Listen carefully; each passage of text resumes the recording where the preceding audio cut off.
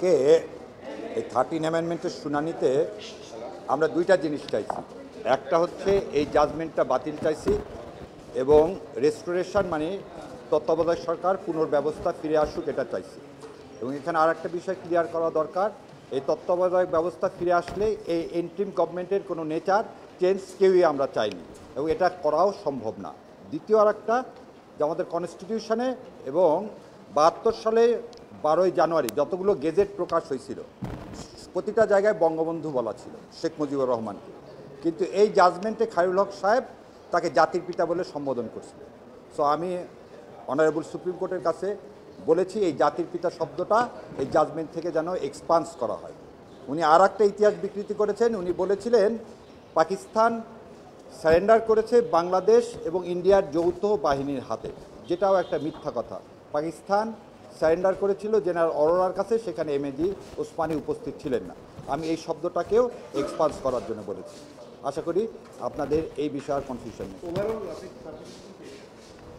Overall এই তত্ত্বাবধায়ক ব্যবস্থা পুনর্বহাল চাওয়া হয়েছে যাতে এটা নেক্সট ইলেকশন থেকে এটা বলবৎ হয় এবং সেটা এই বাই দিস টাইম যদি আমরা বলছি যে এই যে কেয়ারটেকার গভর্নমেন্টের যে আপিলটা অ্যালাউ হয়েছিল এই আপিলটা খারিজ করতে হবে। এটা ডিসপোজ অফ করলে হবে না, কোনো অবজারভেশন দেওয়া যাবে না।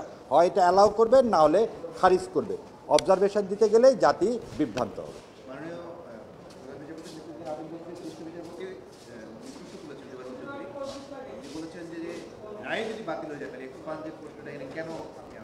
রায় যদি বাতিল হয় এক্সপান্ডেড কোশ্চেনটা এই কারণে আনা হচ্ছে, এই শব্দগুলো যুগের পর যুগ থেকে যাবে, তাহলে ইতিহাস একসময় বিকৃতি হয়ে যাবে। মিথ্যা যদি 10 বার বলেন সত্যে পরিণত হয়।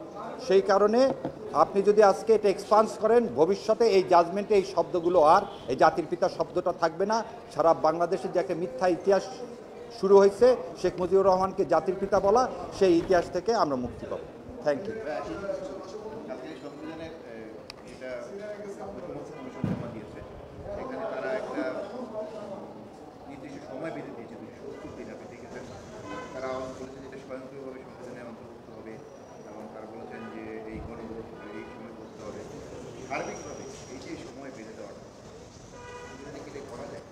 এটা ওখানে দুইটা অথবা আছে, আপনাকে প্রতিটা জিনিসের একটি টাইম লাইন থাকতে হবে।